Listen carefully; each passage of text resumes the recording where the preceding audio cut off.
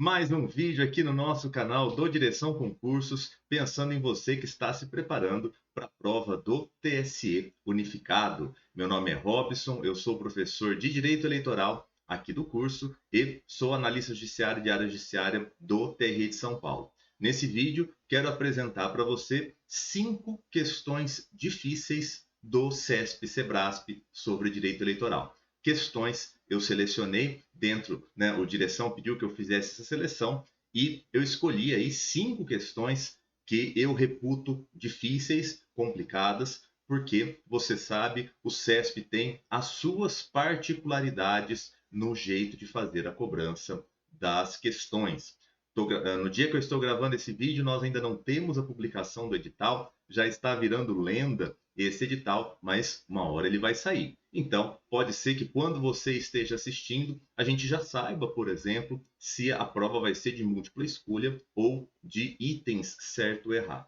Nesse vídeo, nessa seleção que eu fiz, nós vamos usar os dois modelos de questão. Nós queremos, aqui no Direção, levar você do zero até a nomeação nesse concurso do TSE Unificado. Tá? Essa é uma grande oportunidade, é um dos grandes concursos para esse ano de 2024. A expectativa ainda é que existam nomeações neste ano de 2024, pelo menos uma primeira parte. Então, você precisa aproveitar esse momento ainda pré-edital, enquanto eu gravo o vídeo, para estudar, para acelerar o estudo, porque aí quando vier o edital, você faz o complemento do seu estudo e aí você consegue ganhar mais caminho, você consegue ganhar frente em relação aos seus concorrentes. Se você ainda não é nosso aluno, fica o convite a conhecer aqui na descrição do vídeo, você tem todas as informações sobre as nossas assinaturas. Nós temos as assinaturas com valores diferentes, né, com preços diferentes, mas todas com grande valor agregado, pensando, né, claro, a melhor delas é a assinatura Premium com a sala VIP, tá? A assinatura com a sala VIP é o melhor produto que a gente tem, que tem as melhores ferramentas para você se preparar. Questões comentadas, videoaulas, material em PDF, encontro com os professores, enfim, tudo de melhor para você se preparar para a prova do TSE Unificado. Vamos lá então, vamos fazer a análise aí dessas 5 questões que eu selecionei. De cara, eu já peço para você que coloque aqui nos comentários, né? Coloque nos comentários se você concorda que essas questões são difíceis ou não, né? Você pode ter uma opinião diferente da minha, não tem problema nenhum. Quero conversar com você, quero discutir o que a gente pode, que o CESP, melhor dizendo, pode abordar na prova. E se você tiver alguma sugestão, alguma questão aí que você se deparou no seu estudo, você achou complicado, coloque aqui no comentário, que aí a gente pode depois tentar fazer um vídeo explicando essa questão para você. Beleza? Vamos lá então. A primeira questão que eu selecionei é uma questão que caiu na prova do CESP para a carreira do Ministério Público de Santa Catarina, prova agora de 2023. Ela vai abordar a questão da fraude na cota de gênero. Está aí na tela a questão para você, tendo em vista as inovações legislativas feitas no Brasil desde 95, com o objetivo de incrementar a participação feminina na política, julgue o próximo item. A comprovação da fraude na cota de gênero terá como consequência eleitoral a cassação de diplomas ou mandatos, não apenas das candidaturas fictícias, mas de todos os candidatos vinculados a eles, seguida da retotalização dos resultados. Esse é o item, então, que o CESP propôs para a nossa análise, que o CESP quer saber se o item está certo ou errado. Meus amigos, você conhece a cota de gênero, você sabe, ela está lá na Lei 9.504 de 97, pelo menos 30% das candidaturas de um sexo, de um gênero, no máximo 70% das candidaturas do outro sexo, do outro gênero. Essa regra não é nova, essa regra está lá na lei desde 2009, tá? Mas ainda patinamos, né, nessa questão da equidade dos gêneros lá na representação, principalmente na representação dos parlamentos. Esse assunto é um assunto que está em alta porque ele envolve uma ação afirmativa, né? Todos os assuntos que envolvem ações afirmativas são assuntos do momento. Isso pode ser cobrado, inclusive, em questão dissertativa. Você que vai fazer prova de analista, você sabe, tem questão dissertativa para você. É um tema que pode aparecer, talvez não na abordagem jurídica propriamente do tema, mas pode perguntar de maneira ampla, tá? E aí você pode usar os argumentos aqui que a gente vai te apresentar. Meus amigos, como mesmo com a imposição das cotas de gênero, os partidos eles acabam criando mecanismos para burlar essa cota, para dar um jeito aí de não cumprir, né, ou apenas fazer para cumprir tabela, que são as famosas candidaturas laranja. Ao longo do tempo, a jurisprudência do TSE foi apertando o cerco, né, foi aumentando aí as consequências para essas candidaturas, justamente no sentido de coibir a prática, tá? Então, essa questão aqui, esse item está certo, ele está certo porque ele está em consonância, com as decisões recentes do TSE, tá? A cota de gênero, você já sabe, ela existe, e agora, em 2022, o TSE definiu aqui justamente as consequências na fraude da cota de gênero. Acórdão de agosto de 2022, relatoria do ministro Alexandre de Moraes. Olha o que ele disse na decisão.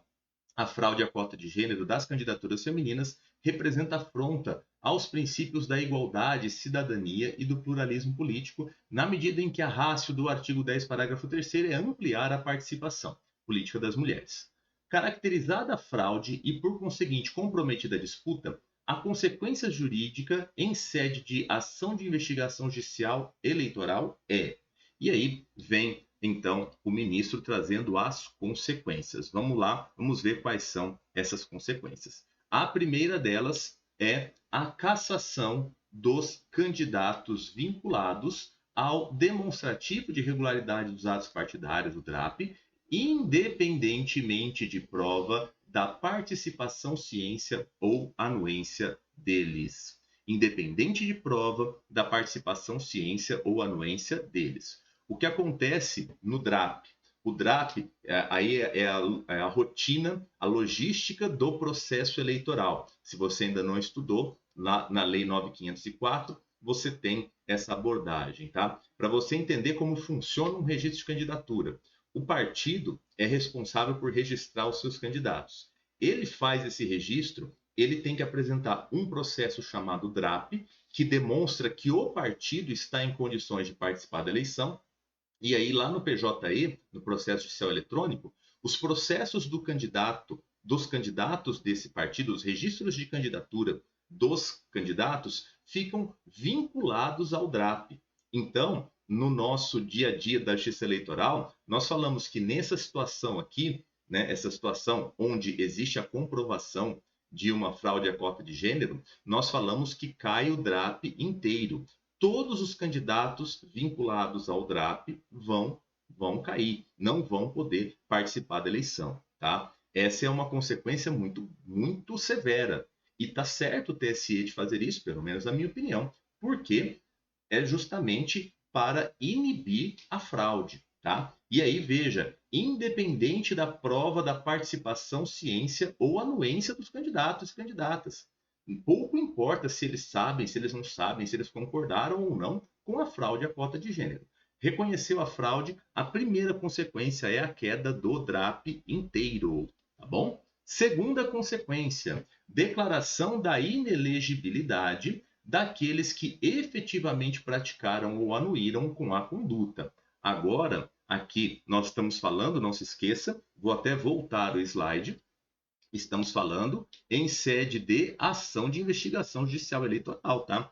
Em sede de AIGE, nós podemos, e uma das principais consequências da AIGE é justamente a declaração da inelegibilidade. Agora, você não pode confundir inelegibilidade só para quem praticou ou anuiu com a fraude, porque aí você vai aumentando, né, Aí você vai gradativamente aumentando a dureza das consequências. Quem participou da fraude, além de cair junto com o DRAP, né, não vai poder participar daquela eleição, vai ficar inelegível por mais 8 anos. E finalmente a terceira consequência é a declaração da nulidade dos votos obtidos pela coligação com a recontagem do cálculo dos quocientes eleitoral e partidário nos termos do artigo 222 do Código Eleitoral. A partir do momento que cai o DRAP, eu tenho que retirar todos esses candidatos da contagem. E isso altera o quociente partidário, o quociente eleitoral dos outros concorrentes. Porque você sabe, né, para calcular os quocientes, você leva em consideração todos os votos válidos da eleição. Por isso que você precisa retotalizar, tá? Nós temos que retotalizar a votação, porque isso vai refletir lá nas cadeiras. Professor, as consequências são graves, né? Sim, as consequências são graves, justamente para inibir essa fraude, tá bom? Então aqui a nossa primeira questão difícil, uma questão totalmente lastreada, baseada na jurisprudência do TSE, e uma jurisprudência que não é das mais fáceis, né? É uma jurisprudência que você precisa conhecer, são consequências, 3 consequências muito graves, muito severas, e você precisa saber aplicar direitinho na hora da prova.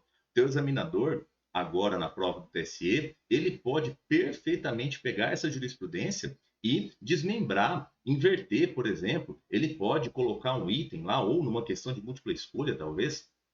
Ele vem e fala: olha, no caso aqui da fraude da cota de gênero, todos os candidatos vinculados ao DRAP vão ficar inelegíveis. Isso está errado, né? O que acontece com todos os candidatos é a não participação na eleição. Tá? Não cai o DRAP e cai todo mundo junto.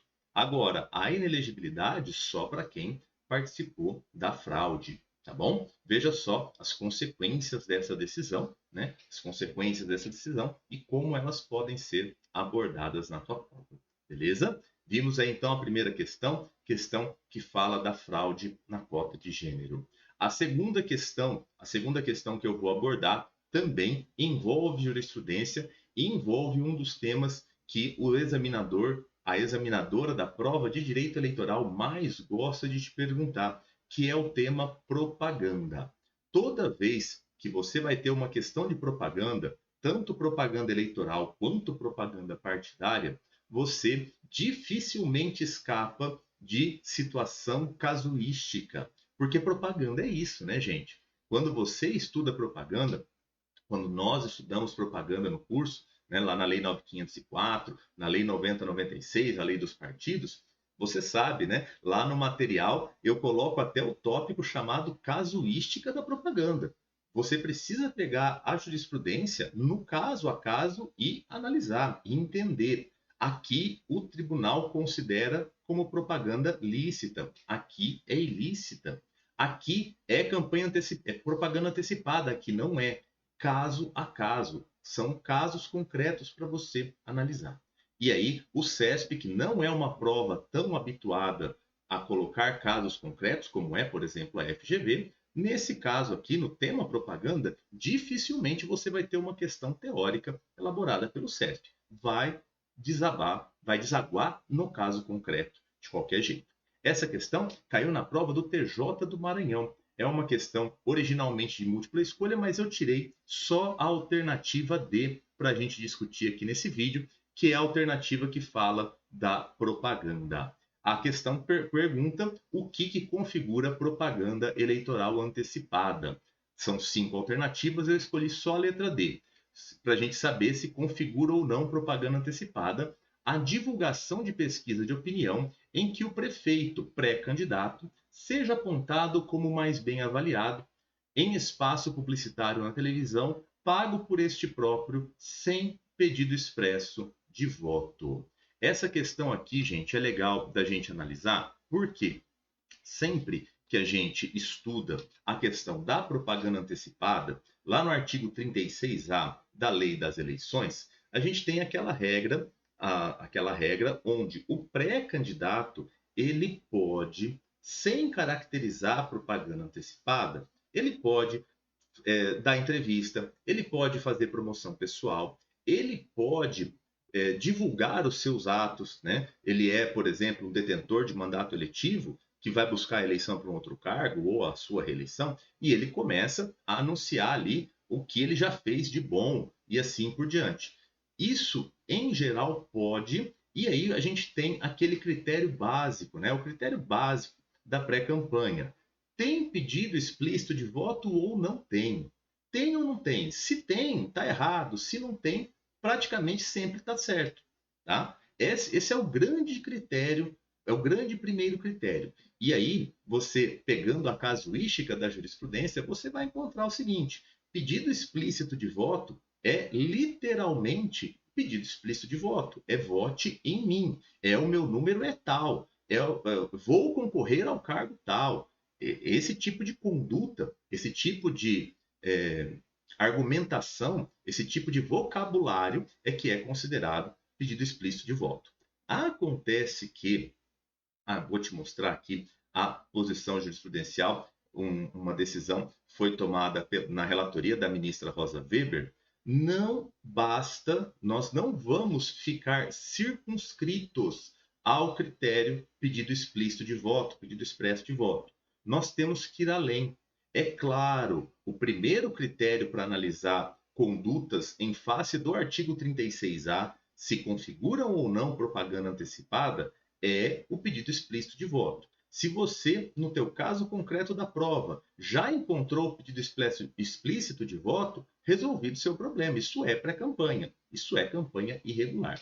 Agora, nessa decisão, nós vamos ter o alargamento deste conceito, tá? Desta ideia do pedido explícito de voto. Vou apresentar para você aqui a letra D. A letra D dessa questão está certa, porque como a lei das eleições proíbe propaganda paga no rádio e na TV, aqui veja, né, o nosso candidato utilizou o espaço publicitário pagando por ele, tá? O TSE decidiu que não pode, que isso constitui propaganda vedada. Olha aqui a decisão, começo a transcrever para você. É uma representação por propaganda extemporânea realizada através de outdoor. Você sabe que não pode propaganda por outdoor. Divulgação de pesquisa de opinião apontando o prefeito como mais bem avaliado. Ausência de pedido explícito de voto. Ausência de pedido explícito de voto. Ou seja, o primeiro critério está superado. Tá? O primeiro critério para saber se é propaganda antecipada ou não está superado. Mas conduta que configuraria propaganda vedada se fosse praticada durante o período eleitoral, princípio da segurança jurídica. Por quê, professor? Olha aqui, você sabe que nós não podemos ter propaganda através de outdoor? Não podemos ter propaganda através de outdoor. O entendimento que o TSE vai construir aqui, que a ministra Rosa vai construir, é o seguinte: se eu não posso na campanha, eu também não posso na pré-campanha. Se eu não posso usar outdoor na campanha, eu também não vou poder usar na pré-campanha, pedindo ou não pedindo voto. Tá? Essa é a ideia. Essa é a ideia do voto, da estrutura do voto. Aí segue aqui a decisão, né? A ênfase que na discussão dos processos sobre propaganda antecipada tem sido dada ao debate sobre a existência ou não do pedido explícito de voto pode induzir à conclusão errônea de que, não havendo pedido explícito de voto, tudo é permitido. O que o artigo 36A fez foi enumerar uma série de condutas, as quais não são consideradas propaganda antecipada, desde que não haja pedido explícito de voto e nem proibição decorrente de outra norma. Olha só, além do pedido explícito, do não pedido explícito de voto, eu também tenho a não proibição por outra norma. Esse é o segundo critério, tá? Depois que você analisou o pedido explícito de voto, tem, já é propaganda antecipada. Não tem, provavelmente está tudo bem, mas eu ainda posso ter a caracterização da propaganda antecipada. Aí segue o voto, lá no item 5. Assim, por exemplo, desde que não haja pedido explícito de voto, não configura propaganda antecipada a divulgação de posicionamento pessoal sobre questão política, nos termos do inciso 5 do 36A. Todavia, se para a divulgação deste posicionamento pessoal o pré-candidato contrata espaço publicitário na televisão, certamente haverá propaganda, não só antecipada, como vedada. Porque agora você consegue entender o raciocínio. Se eu estivesse na campanha, eu não posso contratar horário pago no rádio e TV, nem na propaganda eleitoral, nem na propaganda partidária. Horário no rádio e TV, só o horário gratuito. Só o horário gratuito que vai ser distribuído lá conforme o cumprimento da cláusula de desempenho e as regras que o TSE coloca. No rádio e TV não pode propaganda paga. Se não pode propaganda paga no rádio e TV, não pode propaganda pré-campanha paga no rádio e TV. Não pode divulgação dos posicionamentos pessoais, a exaltação das suas qualidades, nenhum dos elementos lá que o 36A permite, se ele é feito de uma forma irregular. Então, qual é o raciocínio que você vai trazer para a prova? O primeiro critério continua sendo o pedido explícito de voto. Claro, isso continua. Passei da etapa pedido explícito de voto, tudo indica que vai dar certo, né? Até porque, se você fizer a leitura lá do 36A, ele é bem amplo, né? O leque de coisas que são possíveis é bastante amplo. Agora, você vai ter que fazer essa análise. O caso concreto é uma propaganda, é uma pré-campanha realizada através de um meio, uma forma proibida, colocou o outdoor lá, por exemplo, pagou horário na rádio e TV. Isso é proibido na campanha. Vai ser proibido também na pré-campanha. No caso, então, aqui dessa nossa questão, o item fica certo, né? A resposta aqui, a letra D está certa, porque essa divulgação configura propaganda eleitoral antecipada por conta aí do meio irregular, né? O pagamento de horário de espaço publicitário no rádio e TV, que é algo proibido pela lei eleitoral. Bacana? Veja só, né? Olha como é que você pode ser cobrado na tua prova, ok? Muito bom. Concorda comigo que essa é uma questão difícil? Né? Deixa aí o seu comentário para eu entender se você está concordando ou não com as nossas escolhas. Próxima questão vai falar também sobre ação afirmativa, e aqui é uma das questões mais legais do meu ponto de vista, das questões de 2023, 2022 que eu encontrei das provas de direito eleitoral. Nesse período, aí, 2022, 2023, a maioria das provas do CESP de direito eleitoral são de carreiras do Ministério Público, tá? Mas agora, a prova da Justiça Eleitoral, a prova do TSE unificado, por ser prova específica da Justiça Eleitoral, eu acredito muito que nós vamos ter um nível de cobrança semelhante. É claro, né, nós não vamos ter todas as questões complicadas, como são as questões da prova do Ministério Público, mas nós vamos ter algumas. E aqui, se eu estou escolhendo 5 questões difíceis, é claro que a maioria delas vai ser de prova do MP. Essa questão aqui, ela vai envolver as ações afirmativas e ela vai envolver a tua interpretação, tá? É uma questão bem abrangente, olha só que interessante que o CESP trouxe para você. Conforme a emenda constitucional 111 de 2021, para fins de distribuição entre os partidos políticos dos recursos do fundo partidário e do Fundo Especial de Financiamento de Campanhas, o FEFIC, nas eleições realizadas de 2022 a 2030, serão computados em dobro os votos dados aos candidatos negros para o Senado Federal, aos candidatos indígenas para cargos do Poder Executivo, às candidatas mulheres para a Câmara dos Deputados, aos candidatos deficientes para o Senado ou para a Câmara, às candidatas LGBTQIA+, para o Senado ou para a Câmara. Ele quer, então, que você aponte, nos termos da emenda 111 de 2021, é uma situação específica, qual é a ação afirmativa prevista na emenda. Professor, essa questão não é difícil.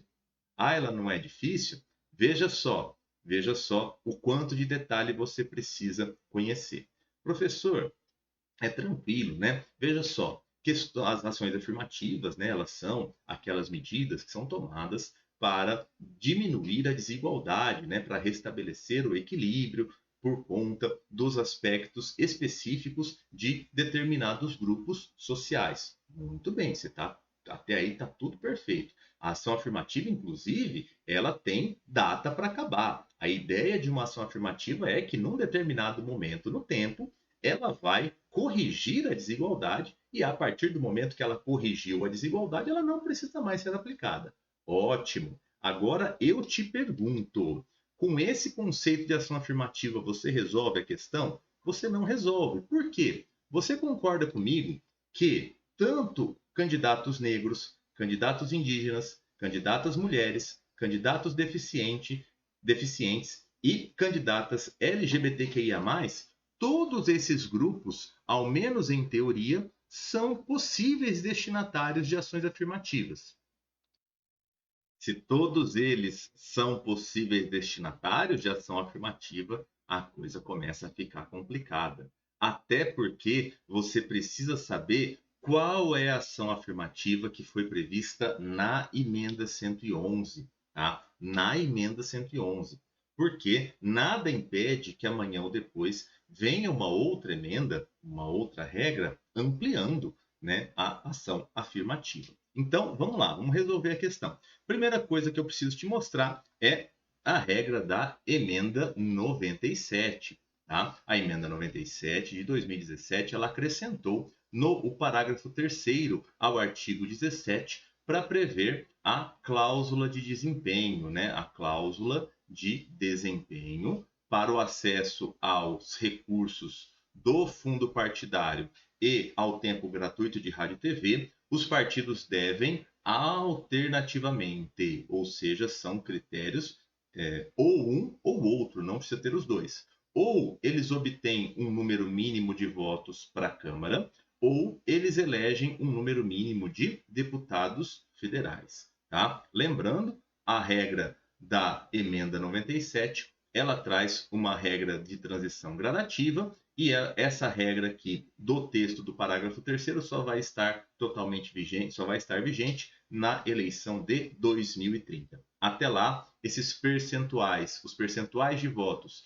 e o número de deputados vão crescendo gradativamente. Mas não é exatamente essa regra aqui que eu preciso. Eu preciso da regra da emenda 111. E aí a emenda 111, no artigo 2º, vai falar o seguinte: para fins de distribuição entre os partidos políticos dos recursos do fundo partidário e do FEFIC, os votos dados às candidatas mulheres ou aos candidatos negros para a Câmara dos Deputados nas eleições realizadas de 2022 a 2030 serão contados em dobro. A contagem em dobro dos votos a que se refere o caput somente se aplica uma única vez. Então, meus queridos, a emenda 111 ela apontou dois grupos como destinatários dessa ação afirmativa da contagem em dobro. São as candidatas mulheres e os candidatos negros. E, além disso, são os candidatos negros e as candidatas mulheres para a Câmara dos Deputados. Para a Câmara dos Deputados. Não entra nesse critério, não entra as candidaturas para o Senado, não entram as candidaturas para o Poder Executivo. Por isso que eu reputo como difícil essa questão, tá? Porque ela pode parecer óbvia numa primeira análise, né? Se você bater o olho ali, não, isso aqui é tranquilo de resolver, não é não. Olha só como ficam as alternativas se a gente com a gente aplicando a regra da emenda, tá? Candidatos negros têm direito à ação afirmativa? Tem. Candidatos indígenas têm? Na emenda 111, não. Candidatas mulheres têm? Tem. Candidatos deficientes? Não. Candidatas LGBTQIA+, não. Lembrando sempre que ele te pediu conforme a emenda. Nada impede que amanhã ou depois venha uma outra regra prevendo ação afirmativa para esses três grupos. Tá? Eles são potencialmente destinatários dessa regra. E aí, como eu escolho qual é a certa entre A e a B?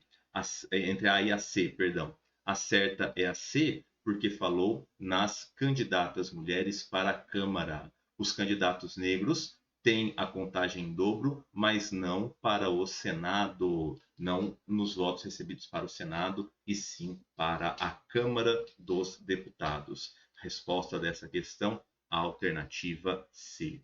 Percebeu? Né? Percebeu como a coisa complica na hora da prova? Né? É possível que o CESP cobre de você esse tipo de conteúdo. E aí é o famoso jeito do CESP de falar, jeito do CESP de escrever daquela maneira especialmente pensada para te confundir. Tá? O examinador do CESP, a examinadora do CESP, são peritos nesse assunto, em escrever de uma maneira que te pareça encantadora, te pareça simpática, mas que está errado. Você tem que ter esse feeling bem refinado, bem afinado, para você conseguir identificar onde estão os erros das questões. Beleza? Terceira questão resolvida, demonstrada aí para você, no meu entendimento, questãozinha bem difícil, bem complicada. Questão de número 4, mais uma questão para a gente trabalhar. Essa questão vai falar da regra de fidelidade partidária. Regra de fidelidade partidária, situações onde você pode trocar de partido perdendo, sem perder o mandato, como que funciona esse regulamento, esse regramento. E aqui, neste item, o CESP trouxe um caso concreto para você analisar. Olha só, está na tela aí para você. Considerando as disposições constitucionais sobre a administração pública e os direitos e garantias fundamentais, julgue o item a seguir.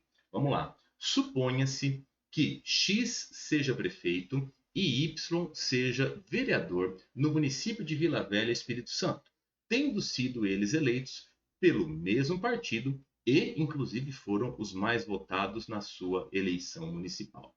Suponha-se ainda que ambos planejam mudar de partido em razão da insatisfação com o programa partidário.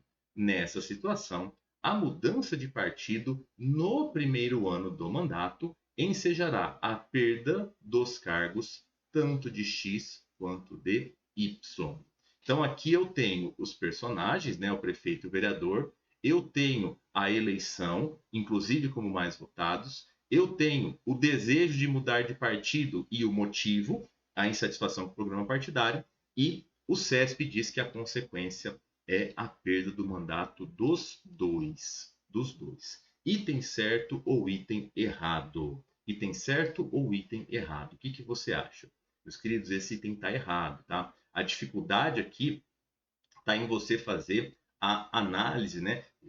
Dividindo o item. Você tem que ter calma na hora de ler isso aqui para poder pegar as nuances e dividir tranquilo, para você não fazer confusão. No momento da tua prova, você não está resolvendo só esse item, né? Eu falo muito isso com vocês no curso, quando a gente tem as nossas conversas, nesse aspecto do dia da prova, tá? É algo que me preocupa bastante. Eu já fiz bastante prova, né? Agora eu estou meio que aposentado da parte das provas, mas eu viajei várias vezes para fazer prova fora do município onde eu morava. E você tem uma série de coisas, né? Às vezes você tem o horário do avião, o horário do ônibus para voltar. Você tem, por exemplo, um ar-condicionado quebrado, ou você tem uma chuva muito forte. Teve uma vez, fui fazer prova em Belo Horizonte, um abraço aí para os amigos mineiros, e estava tendo uma prova na UFMG, se eu não me engano, na Federal, e estava tendo jogo no Mineirão, e a torcida fazendo barulho, enfim, são fatores que você não controla no dia da sua prova, tá? Então, veja só, você precisa ter esse cuidado para, no contexto da prova, no cansaço da prova, conseguir analisar de forma clara a questão. Aqui, meus amigos, por que o item fica errado? Olha só, suponha-se que o X seja prefeito. Quando você leu isso aqui e você viu aqui no final que a mudança de partido gera a perda do cargo do prefeito, você já matou que o item está errado. Por quê? Você tem a eleição do prefeito acontecendo pelo sistema majoritário. E no sistema majoritário, o mandato pertence ao eleito. No sistema majoritário, o mandato pertence ao eleito, não pertence ao partido. Posição tranquila do STF, do TSE, jurisprudência, repercussão geral no Supremo, súmula no TSE. Não tem como você discutir isso no Brasil.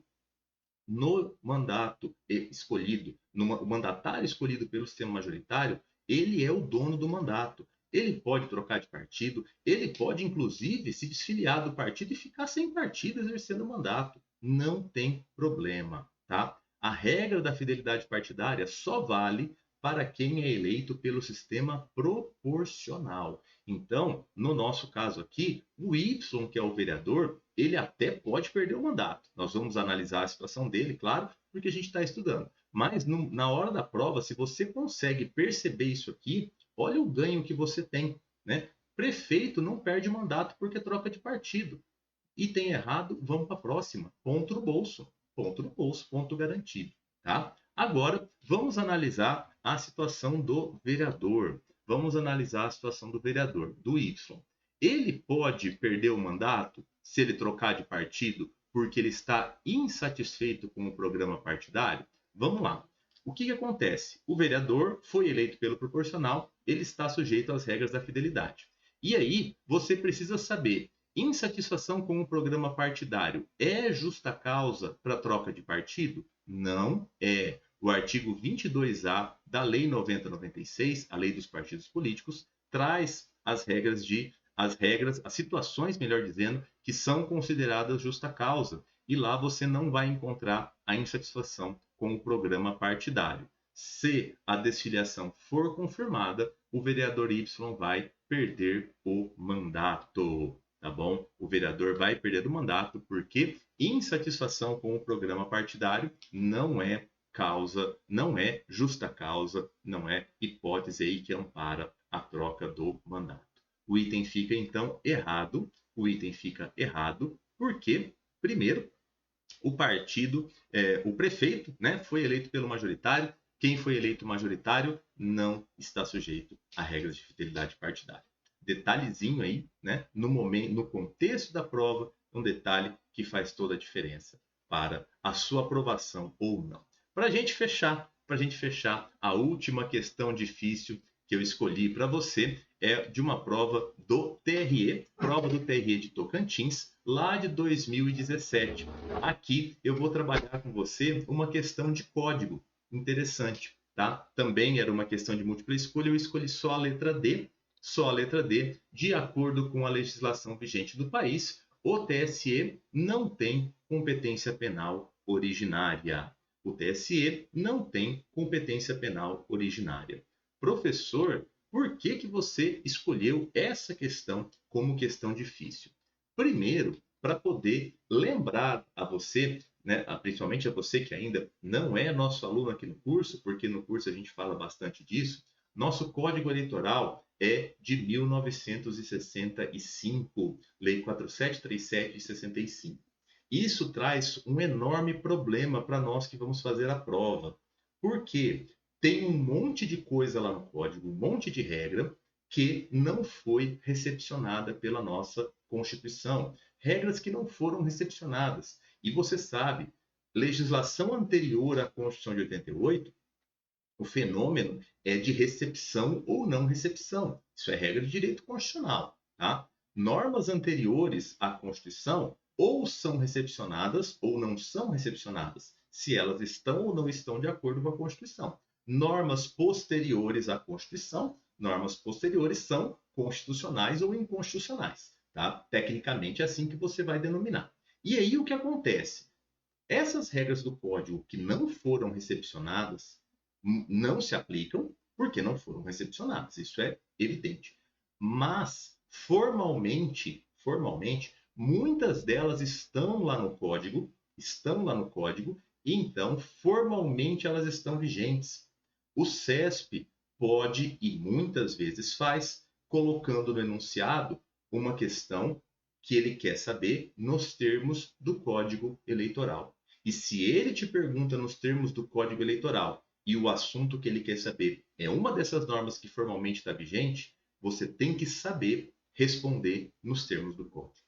Não tem jeito. Se ele te pergunta nos termos do código e você responde com a Constituição, com a legislação, com a jurisprudência, não, e você vai no caminho contrário do que está escrito no código, você pode recorrer o quanto você quiser. O SESC não vai aceitar seu recurso. Então, é algo assim muito complexo do ponto de vista do teu raciocínio na hora da prova.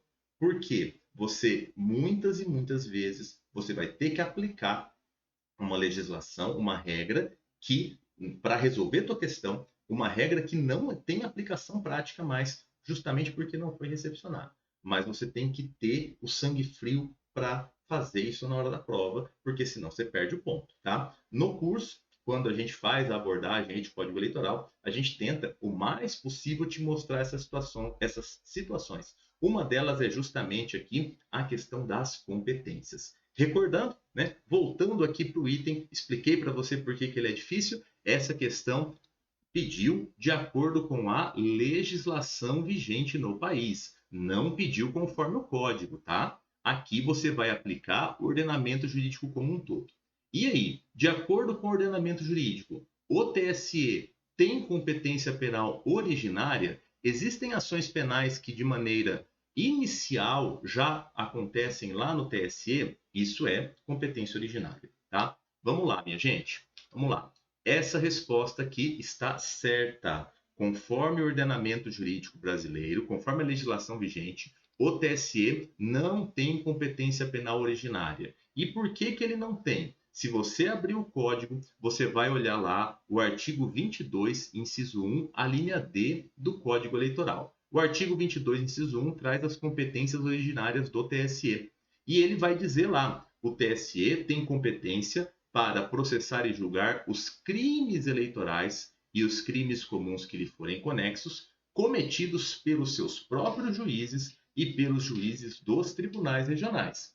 Então, conforme o código, o TSE tem competência penal originária. Para quê? Para julgar os crimes eleitorais e os comuns que lhe forem conexos quando forem cometidos pelos seus próprios juízes ou pelos juízes dos TREs. Acontece que esse dispositivo não foi recepcionado pela Constituição.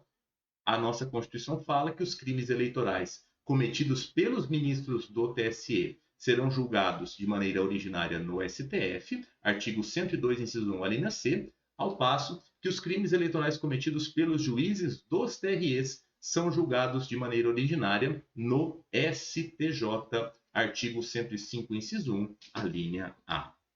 Então, a competência penal originária do TSE, prevista no Código, não foi recepcionada. Ela foi esvaziada. O TSE não tem competência penal originária.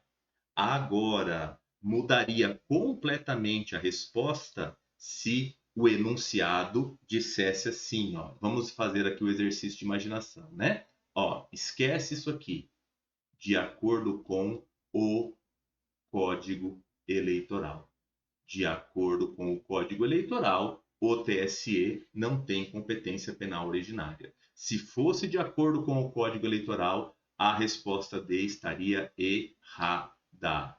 Porque, de acordo com o Código, o TSE tem competência penal originária e essa competência penal originária do artigo 22, inciso 1, a linha D, formalmente está vigente.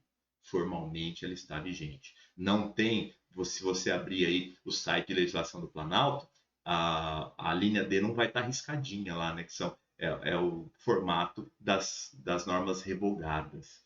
Formalmente ela está valendo. Então, meus amigos, toda questão de código eleitoral, todas as questões de código eleitoral demandam essa cautela, demandam esse cuidado. Por isso que ela é difícil.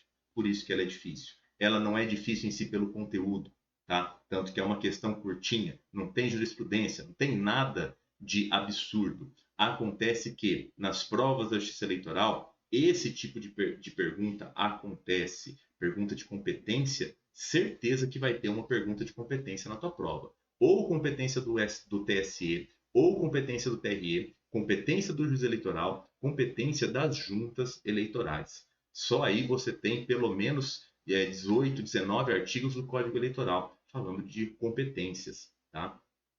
Competências, composições e assim por diante. Toda questão, toda prova da justiça eleitoral tem uma questão dessa. E aí você precisa desse refinamento, desse cuidado, dessa atenção redobradíssima para não errar uma questão simples, né? Uma questão até simples. É competência ou não é? Só isso. Não tem discussão, não tem preocupação jurisprudencial, não tem nada. É preto no branco, né? É ou não é? É ou não é?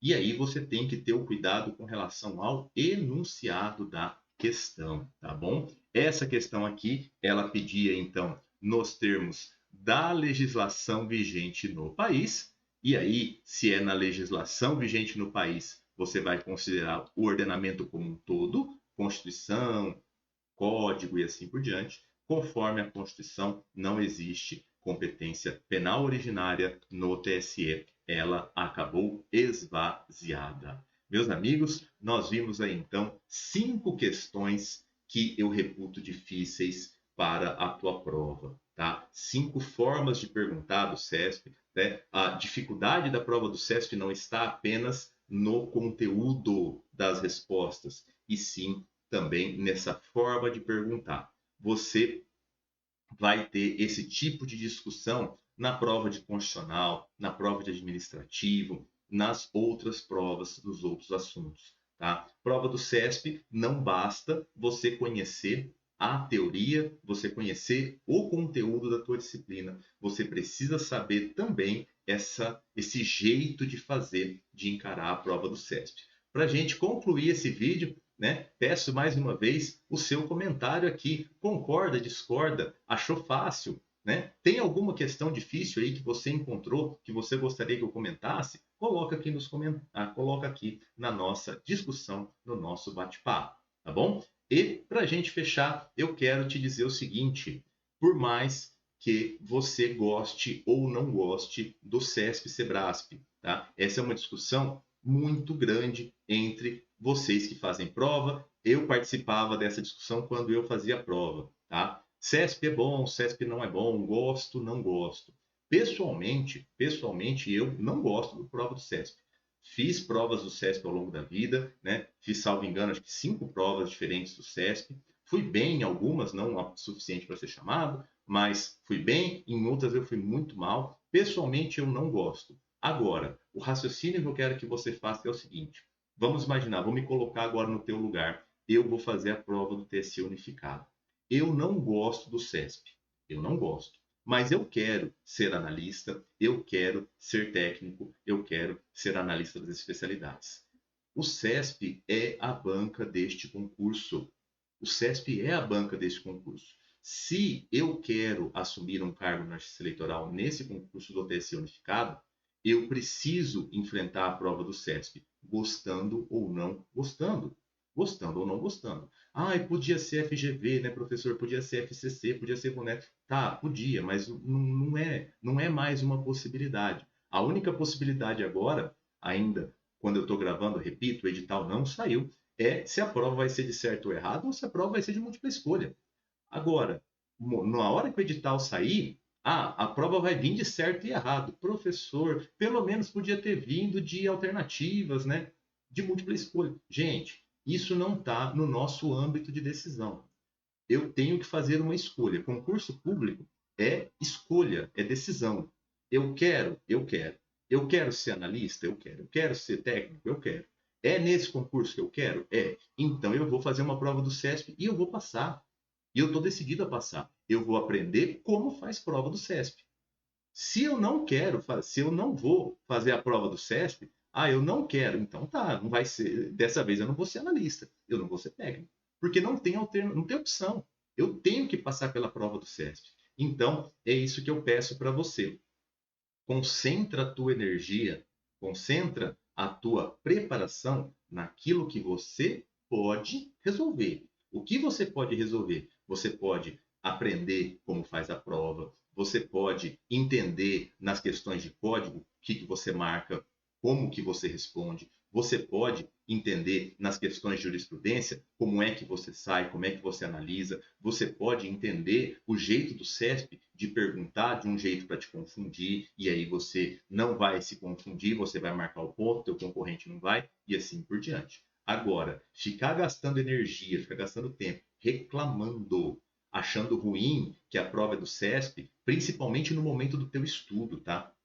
Já tive alunos que conversaram comigo que falaram isso. Professor, enquanto eu estou estudando, fazendo as questões, eu me sinto mal. Gente, você tem que mudar o seu pensamento para não acontecer isso. A prova é do CESP, você querendo ou não. Se você quer o cargo de analista, se você quer o cargo de técnico nessa prova, nesse concurso, você vai conseguir. Porque aqui no Direção, eu e os outros professores, nós te damos as ferramentas para enfrentar essa prova. Nós te ajudamos a enfrentar essa prova. E você vai enfrentar e você vai superar. Esse é mais um obstáculo na tua caminhada. Tenho certeza que lá na frente você vai colher os frutos, você vai colher aí os benefícios desse período de dedicação, de sacrifício, de esforço que você está fazendo agora. Maravilha? Recordando, né? Para você não esquecer, nós queremos levar você do zero até a nomeação. Estamos aí para te ajudar, para colaborar na tua preparação. Veja aqui no canal, nós temos outros vídeos com correção de questões, vídeos inclusive de teoria, explicando como é a prova, explicando como a gente vai estudar para essa prova. Quando o edital sair, né, se o edital já saiu, certamente você tem aí o vídeo da análise do edital. Se ainda não saiu, fica tranquilo que o dia que sair, nós vamos fazer essa gravação analisando o edital com você, porque você precisa estar pronto. E tenho certeza, você vai atingir o teu objetivo, porque você está se dedicando e tendo a sua dedicação, não tem como dar errado. Beleza? Espero que você tenha gostado desse vídeo. Se você gostou, não esqueça de deixar o seu like, compartilhar aí com os seus amigos. Foi um prazer conversar com você. A gente se vê numa próxima oportunidade aqui no canal do Direção Concursos. Grande abraço, bons estudos!